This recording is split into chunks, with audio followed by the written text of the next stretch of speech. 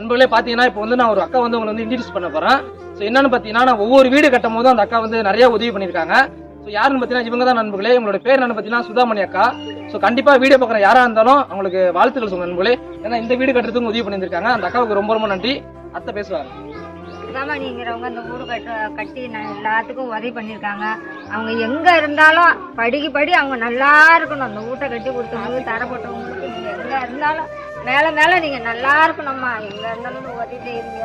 இந்த மக்களும் நல்லா இருக்கணும், நீங்களும் நல்லா இருப்பீங்க. எங்க இருந்தாலும் நீங்க நல்லா இருப்பீங்கம்மா. நன்றி, வணக்கம். வணக்கம் நண்பர்களே.